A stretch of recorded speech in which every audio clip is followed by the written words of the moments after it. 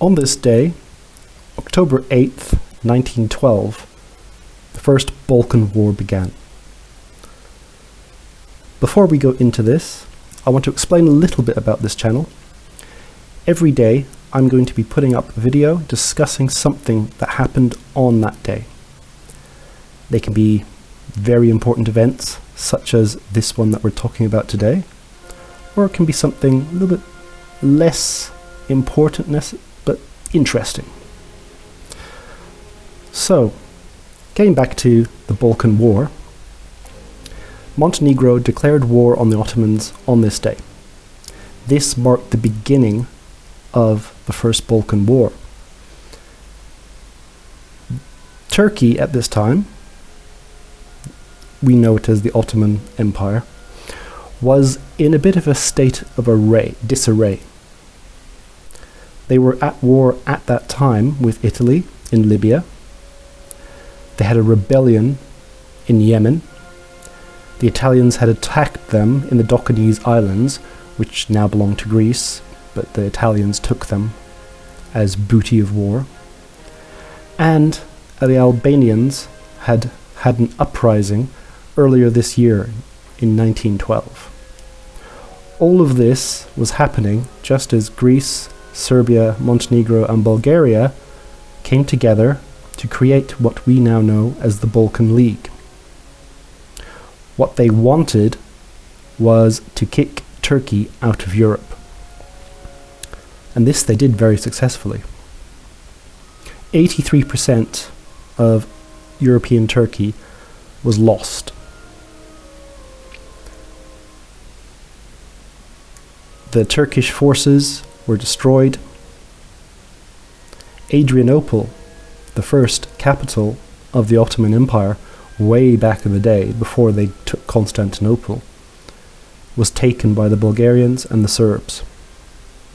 The Greeks, using their small navy, locked up the Turkish navy in the Dardanelles. And twice the Turks tried to escape the Dardanelles so that they could take control of the Aegean, and both times they were repulsed. The Greeks were thinking, well, maybe we should put some mines in the straits. And they backed off that because international pressure might have been disapproving of putting these mines in international waters. Although by that time they weren't international waters until after the First World War. But it wouldn't have looked good. However, in the 6 months that this war lasted, the Turks took a battering. They tried and they did have some minor successes, but they were crushed. And once Salonika had been taken by the Greeks and Adrianople by the Bulgarians, there really wasn't much they could do. They had already lost to the Italians in Libya. They had the hill tribes in Yemen rising up against them. The Albanians, who mostly were Muslim, were in open revolt against them as well. They had lost Bosnia a few years earlier to the Austrians. They were in a bad state. So, Bulgaria was the most powerful Balkan state at this time. People describing it as the Prussia of the Balkans, although I think that's a little bit of an exaggeration.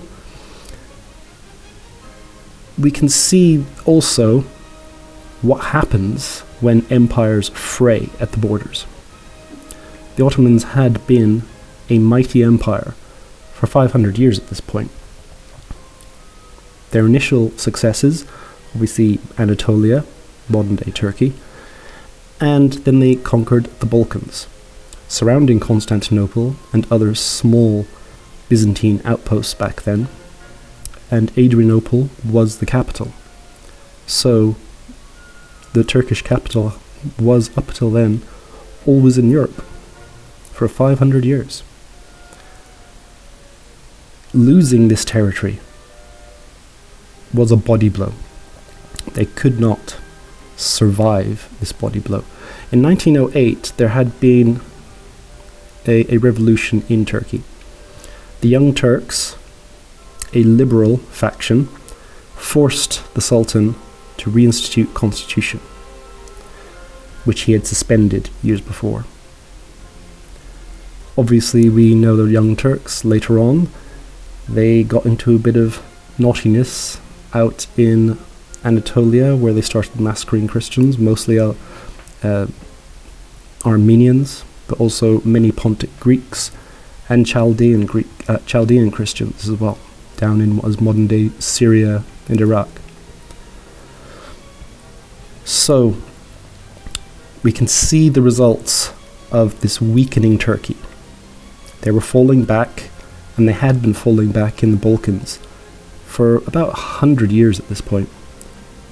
The first Greek rebellion against Turkish rule had begun in the 18 teens, I think it was. And that went on for quite a while until Greece finally became independent as a small little country, only comprising of modern day the Peloponnese and some of area around Athens and a few little islands. But Turkey kept the rest. But bit by bit, they lost more and more. Bulgaria eventually became independent, as did Serbia. Bosnia was lost to the Austrians. Rumelia, a part of modern-day Bulgaria, became autonomous. The Romanians had become autonomous. They were falling back. The end of this war, the Turks had been forced back right up to the gates of Constantinople. They only held the area around Constantinople and the area around Gallipoli. Now, at the end of the war, the Treaty of London, they did get a little bit of that territory back. The Bulgarians withdrew to a line that is now in the middle of European Turkey. But they lost everything else. Salonika was one of the great cities of the Turkish Empire. Lost. That's where Ataturk was born. After this war, it wasn't very long before the start of the First World War. Following the First Balkan War, there was a Second Balkan War. And it was everyone against Bulgaria, because Bulgaria thought they should have more territory. And so Serbia, Greece and Turkey and Romania went to war with Bulgaria, which left a very salty Bulgaria, along with a very salty Turkey.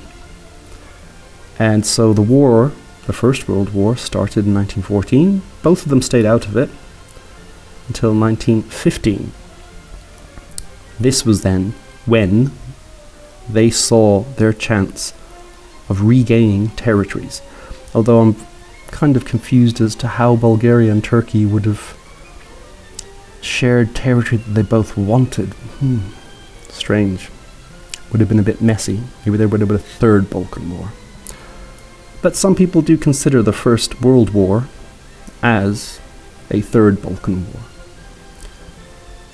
Maybe the Third Balkan War was subsumed by the First World War. So, this is what today is about. October 8th, 1912. Montenegro declares war on the Ottoman Empire. The beginning of the end of Turkey in Europe. If you like these videos, come back tomorrow for another one. And every day, as I said, there will be a new video up talking about something that happened on this day. Goodbye.